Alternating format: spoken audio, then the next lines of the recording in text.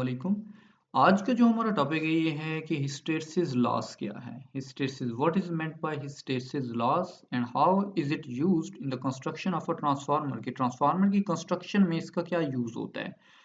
तो लें जी, देखते हैं कि हिस्टैरिसीस लॉस होता क्या है। लेकिन हिस्टैरिसीस लॉस से पहले आपको मैग्नेटिक मटेरियल्स का थोड़ा पता होना चाहिए कि मैग्नेटिक मटेरियल्स जो होते हैं वो एक्चुअली तीन डिफरेंट काइंड्स के होते हैं। मैग्नेटिक मटेरियल्स की तीन डिफरेंट काइंड्स होती हैं। वो कौन कौन सी? एक होते हैं डायमैग्नेटिक मटेरियल, एक होते हैं पैरामैग्नेटिक मटेरियल और एक है ferromagnetic material. Diamagnetic material, paramagnetic material and ferromagnetic material. आप तीनों में मैं अब तीनों में थोड़ा थोड़ा सा मैं इनको डिफरेंशिएट कर देता हूँ। इनका डिफरेंस क्या होता है? डायमैग्नेटिक मटेरियल वो मटेरियल होते हैं कि जिनमें जो रिजल्टेंट मैग्नेटिक फील्ड जो होती है वो जीरो होती है। डायमैग्नेटिक मटेरियल की जो नेट मैग्नेटिक फील्ड है वो क्या होती है? वो जीरो होती है।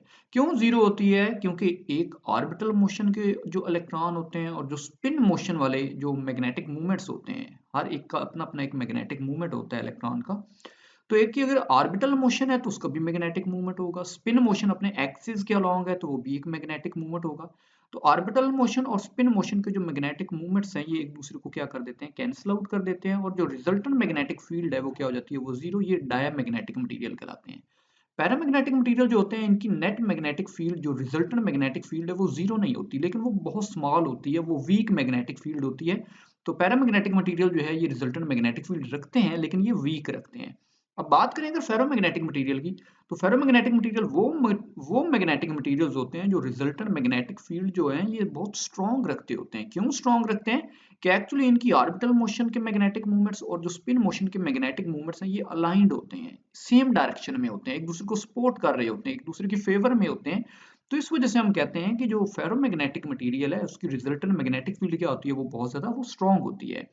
तो लेकिन जी हिस्टैरिसीस लॉस जो है इसमें भी हमने जिस मटेरियल को स्टडी करना है वो एक्चुअली फेरोमैग्नेटिक मटेरियल है। तो इस वजह से मैंने आपको पहले फेरोमैग्नेटिक मटेरियल की अबाउट थोड़ा आपको गाइड कर दिया है कि फेरोमैग्नेटिक मटेरियल्स होते क्या हैं। तो देखिए हिस्टैरिसीस लॉस क्या है। हिस्टैरिसीस लॉस या हिस्टैरिसीस लूप को सबसे पहले हम देखते हैं। इस टॉपिक को हिस्टैरिसीस लूप भी कहते हैं या बी एच कर्व भी कहते हैं। बी एच कर्व, बी क्या है? बी फ्लक्स डेंसिटी है, एच जो है ये मैग्नेटाइजेशन है, ये इसे मैग्नेटाइजिंग फोर्स भी कहते हैं या मैग्नेटाइजिंग करंट भी कहते हैं। एच को क्लियर माइंड में रख लें।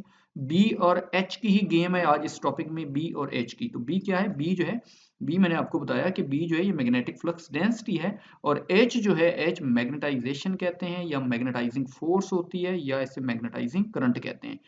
तो फ्लक्स डेंसिटी का मैग्नेटाइजिंग करंट के साथ जो बिहेवियर है वो हमने देखना है, जो एक लूप की फॉर्म में होगा।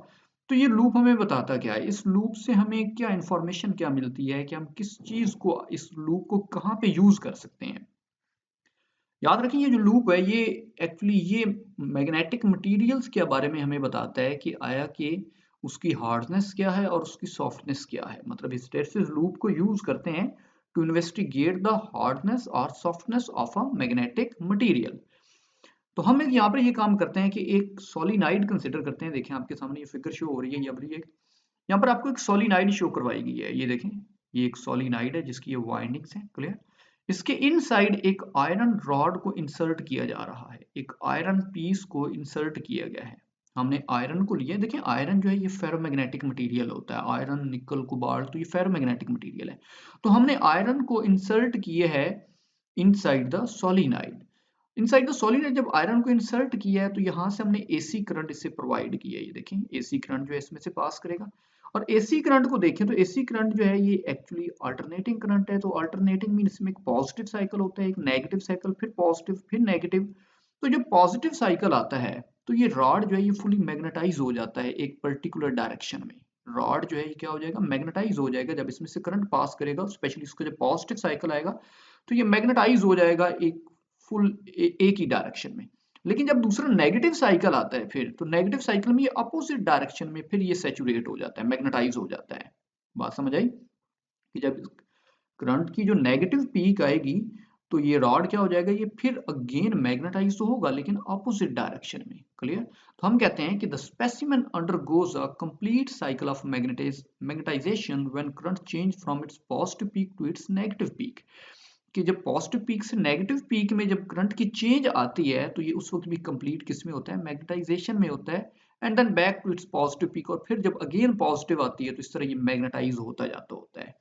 अब बात यहाँ पे क्वेश्चन मेरा ये है कि अगर मैं यहाँ से, ये तो मैं सोर्स प्रोवाइड कर रहा था, सोर्स से हम, यानी आप समझे कि यहाँ पे जो सोर्स है अल्टरनेटिंग करंट का वो लगा हुआ था, जो इसे जब इसमें से करंट पास किया तो इसके अंदर ये मैग्नेटाइज हो गया, एक मैग्नेटाइजेशन का इफेक्ट आ गया इसमें। अब अगर मैं सोर्स को रिमूव कर दूं, तो जब सोर्स को रिमूव कर दिया जाता है तो ये जो मटेरियल होते हैं फेरोमैग्नेटिक मटेरियल, इनकी ये क्वालिटी होती है कि सोर्स को रिमूव भी कर दें तो इनकी मैग्नेटाइजेशन जीरो नहीं होती, इनकी मैग्नेटाइजेशन जीरो नहीं होती, इनके अंदर कुछ ना कुछ मैग्नेटाइजेशन की अमाउंट बच जाती है, कि अगर आप सोर्स को रिमूव भी कर दें, और उसको कहते हैं residual magnetic field, residual magnetic field यानी बाकी मांदा मकनातीसियत इसे कहते हैं, बाकी मांदा मकनातीसियत। Residual magnetic field ferromagnetic material की ये बच जाती होती है कि अगर आप सोर्स को रिमूव भी कर दें। तो आज याद रखिएगा, आज के टॉपिक में जो हमने हिस्टैरिसीस लूप में जो स्टडी करना है वो बी और एच का बिहेवियर है। बी मैंने कहा है कि बी मैग्नेटिक फ्लक्स डेंसिटी है, एच जो है ये मैग्नेटाइजेशन करंट है। इसके दरमियान एक ग्राफ जो है वो प्लॉट होगा, जो ग्राफ प्लॉट होता है वो एक्चुअली सीआरओ पे होता है, कैथोड रे ऑसिलोस्कोप पे होता है, क्लियर। और इसी को हम कहते हैं हिस्टैरिसीस लूप का नाम देते हैं। तो देखें कि the graph between flux density B and magnetizing current H plotted by CRO is called a hysteresis loop। उसे नाम क्या दिया जाता है? hysteresis loop।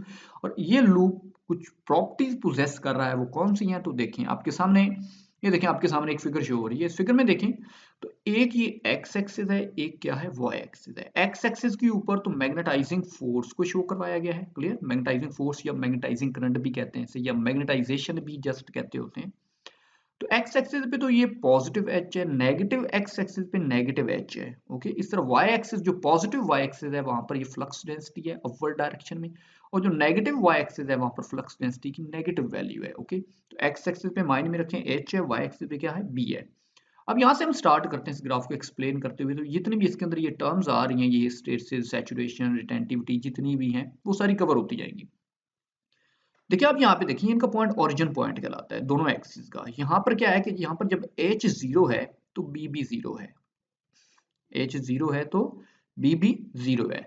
अब h मैग्नेटाइजेशन जो है वो अलोंग x एक्सिस है, उसको हमने स्लाइटली इंक्रीज किया, h को हमने स्लाइटली क्या किया? इंक्रीज। तो b भी इंक्रीज होना स्टार्ट हो गई। देखें h इंक्रीज कर रहा है तो b भी क्या कर रही है? यहाँ से इस तरह इंक्रीज कर रही है, लीनियरली इस तरह इंक्रीज कर रही है। मैंने h को और इंक्रीज किया, b ने और इंक्रीज करना शुरू कर दिया, क्लियर।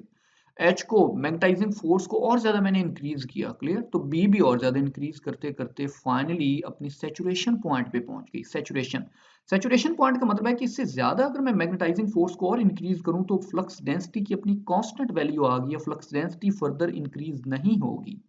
अगर आप मैग्नेटाइजिंग फोर्स को इवन इंक्रीज करते भी हैं तो फ्लक्स डेंसिटी फर्दर इंक्रीज नहीं, वो सैचुरेशन लेवल पे आ चुकी है, कांस्टेंट लेवल पे आ चुकी है, क्लियर।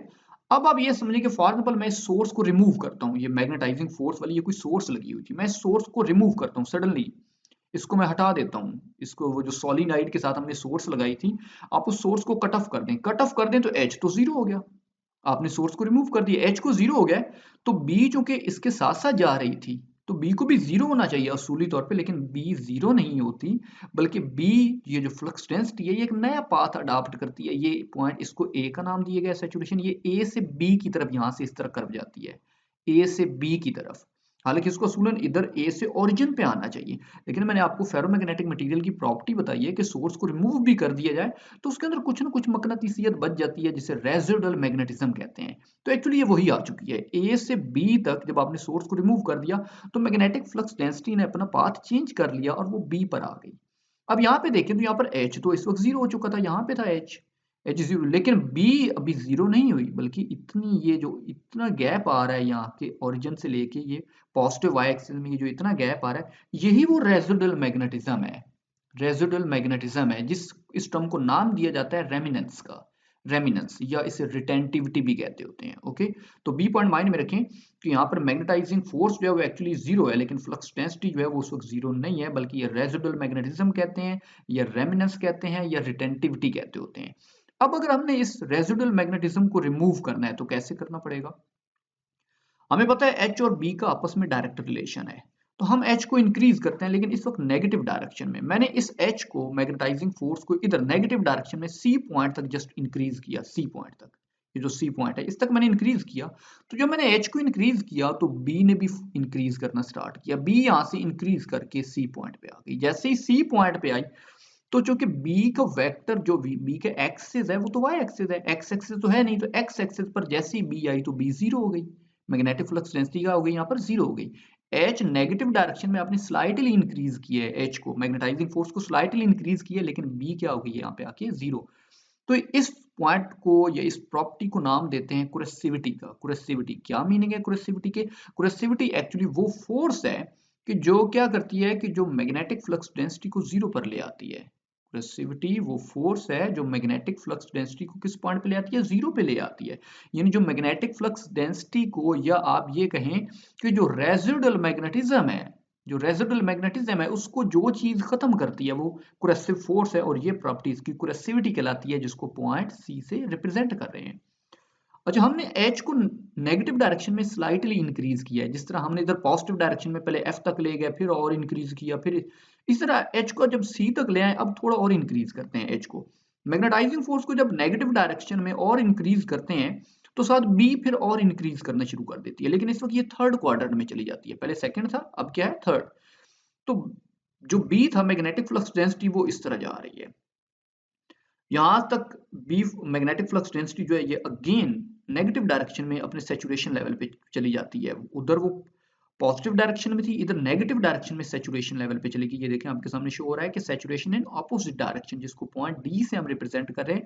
किस वक्त एच तो मैक्सिमम है नेगेटिव डायरेक्शन में, बी भी मैक्सिमम है। अब मैं अगर एच को फर्दर और इंक्रीज करूं तो फिर बी पर कोई इफेक्ट नहीं होगा।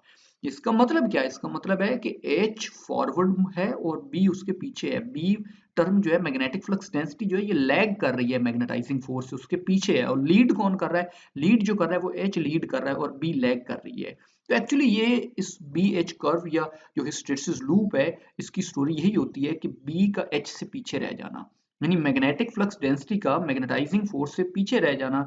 यही इस टॉपिक की क्वालिटी है कि इसी को इसको बी एच कर्व कहा जाता है, कि बी का एच से पीछे रह जाना। कीप इन माइंड ये पॉइंट कि मैग्नेटिक फ्लक्स डेंसिटी हमेशा इस लूप में एच से पीछे ही रहती है, लैग करती होती है हमेशा।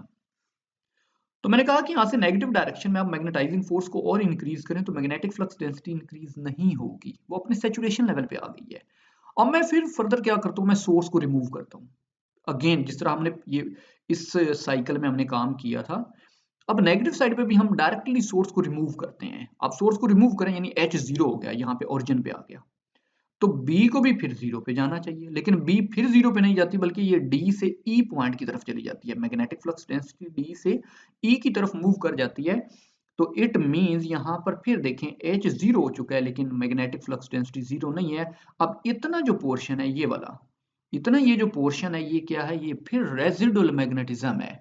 ये वो बाकी मांदा मकनातीसियत है उस कॉइल के अंदर, उस सोलिनॉइड के अंदर ये रेजिडुअल मैग्नेटिज्म आ चुका है। अब फिर हमने इसको रिमूव करना है तो मुझे अगेन कोई कुरेसिव फोर्स अप्लाई करनी पड़ेगी। तो हम इसको रेजिडुअल मैग्नेटिज्म, ये जो रिटेंटिविटी या रेमिनेंस प्रॉपर्टी है, इसको मैंने रिमूव करना है तो मैं एच को और इंक्रीज करता हूँ स्लाइटली, एफ तक फिर ले आता हूँ। एच को मैंने अगेन स्लाइटली इंक्रीज किया, एफ तक ले आया।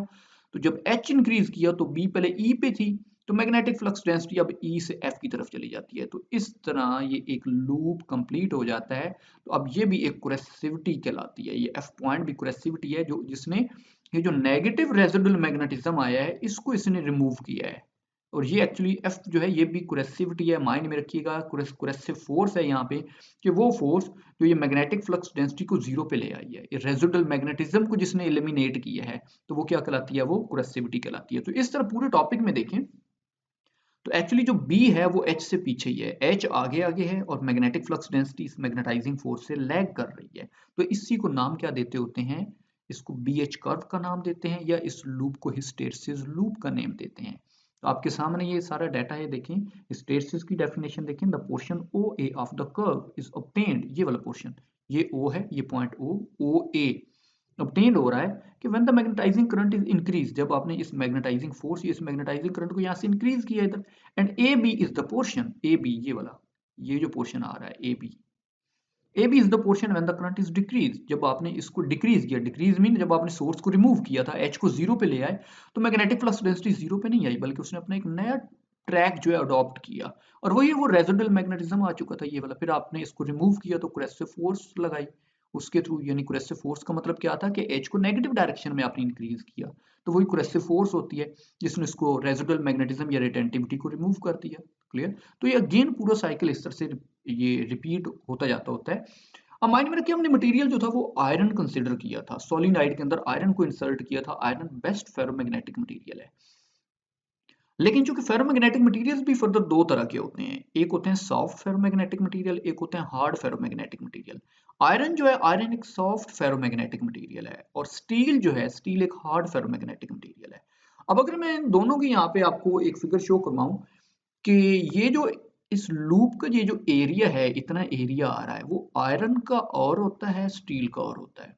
यानी स्टील की कोरेसिव फोर्स और होगी, और आयरन के लिए कोरेसिव फोर्स की वैल्यू और होगी। तो देखिए फिगर में देखें, इस फिगर में देखें तो ये आपको दोनों शो करवाए जा रहे हैं। ये सॉफ्ट फेरोमैग्नेटिक मटेरियल है, ये आयरन के लिए है, ये लूप जो है, और ये हार्ड फेरोमैग्नेटिक मटेरियल ये स्टील के लिए है। तो स्टील में देखें तो लार्ज कोरेसिव फोर्स है, लेकिन आयरन में देखें तो स्मॉल कोरेसिव फोर्स है। क्या मीनिंग है इसके? एरिया ऑफ द लूप आपको ये बताता है, एक्चुअली इस लूप का एरिया देखें तो कम है, इस लूप का एरिया देखें तो ये ज्यादा है। एरिया बताता क्या है? एरिया आपको ये बताता है कि उस मटेरियल को कितनी आसानी से आप मैग्नेटाइज और डीमैग्नेटाइज कर सकते हैं। फॉर एग्जाम्पल सॉफ्ट को देखें, सॉफ्ट फेरोमैग्नेटिक मटेरियल आयरन है, इसको स्मॉल कोरेसिव फोर्स चाहिए। इट मीन आप इसको मैग्नेटाइज भी आसानी से कर सकते हैं और डीमैग्नेटाइज भी आसानी से कर सकते हैं। लेकिन अगर मैं स्टील को देखूं जो कि हार्ड फेरोमैग्नेटिक मटेरियल है, तो इसको इजीली आप ना तो मैग्नेटाइज कर सकते हैं और ना ही डी। अगर मैग्नेटाइज करना है तो आपको बहुत ज्यादा जो है वो वोल्टेज अप्लाई करने पड़ेंगे, बहुत ज्यादा करंट अप्लाई करना पड़ेगा जो सोलिनाइड में से पास करेगा, तो देन जाके वो मैग्नेटाइज होगा। और एक दफा वो मैग्नेटाइज होगा तो फिर उसे डीमैग्नेटाइज करना वो बड़ा डिफिकल्ट टास्क होगा। तो area of the loop actually आपको उसकी मैग्नेटाइजेशन और डीमैग्नेटाइजेशन के बारे में बताता होता है। और चूंकि इस मटेरियल को मैग्नेटाइज करना होता है तो कोई एनर्जी रिक्वायर्ड होती है। एनर्जी वो कहाँ पे यूज होती है? जो एनर्जी रिक्वायर्ड है मटेरियल को मैग्नेटाइज करने में या डीमैग्नेटाइजेशन में जो एनर्जी मिलती है, वो एनर्जी यूज कहाँ पे होती है? एनर्जी एक्चुअली फेरोमैग्नेटिक मटेरियल्स के अंदर डोमेन्स बनती होती हैं, डोमेन्स होते हैं, स्मॉल वो रीजन्स बनते होते हैं। यहाँ पे मैग्नेटिक मूवमेंट्स जो होते हैं वो अलाइंड भी हो सकते हैं, अनअलाइंड भी हो सकते हैं। हर एक डोमेन जो होती है वो एक सेपरेट मैग्नेट के तौर पे बिहेव करती है। हर डोमेन का अपना एक नॉर्थ पोल भी होता है, अपना एक साउथ पोल भी होता है। तो एक्चुअली आपको ये एरिया ऑफ द लूप से की जो एनर्जी होती है, एनर्जी आपको ये बताती है कि डोमेन्स की आपस में इंटरनल फ्रिक्शन होती है। डोमेन्स की आपस में इंटरनल फ्रिक्शन होती है। इंटरनल फ्रिक्शन के अगेंस्ट हमें एक वर्क करना पड़ता है। तो ये वर्क करने के लिए हमें एनर्जी चाहिए, और वो एनर्जी इधर से ही आ रही होती है। तो ये देखें कि this is the energy required to do work against internal friction of the domains. This work is dissipated as a heat, और ये वर्क जो है ये डेसिपेट होता है in the form of heat, और इसको नाम क्या देते हैं? हिस्टेरिसिस लॉस का नाम देते हैं। क्लियर? लास्ट में देखें, the hard magnetic material such as steel can not be easily magnetize और डीमैग्नेटाइज। जिस तरह मैंने आपको बताया कि स्टील को मैग्नेटाइज और डीमैग्नेटाइज करना बहुत डिफिकल्ट टास्क होता है as compare to soft ferromagnetic material such as iron, जिसको इजीली आप मैग्नेटाइज भी कर सकते हैं और डीमैग्नेटाइज भी कर सकते हैं। तो नहीं, मैं उम्मीद करता हूँ आपको टॉपिक जो है ये क्लियर हो चुका होगा। जितना आपका ये इस लेवल का आर्टिकल था, स्पेशली बीएस या बीएससी लेवल के लिए, उतने एरिया को मैंने जस्ट कवर किया है। अदरवाइज वैसे तो ये बहुत एक वाइड एरिया है। अगर इसको कवर किया जाए तो इसमें बहुत सारी ऐसी और टर्म्स आती हैं जिसको एक्सप्लेन करते करते ये लेक्चर जो है बहुत प्रोलॉन्ग हो जाएगा। तो उम्मीद करता हूँ इतनी चीज़ें जो ये सारी आपको क्लियर हो चुकी होंगी। अगर फिर भी आप लोगों को कोई इसके रिगार्डिंग कोई आपका क्वेश्चन हो तो आप कमेंट सेक्शन में क्वेश्चन कर सकते हैं। तो ओके जी, अल्लाह हाफिज़।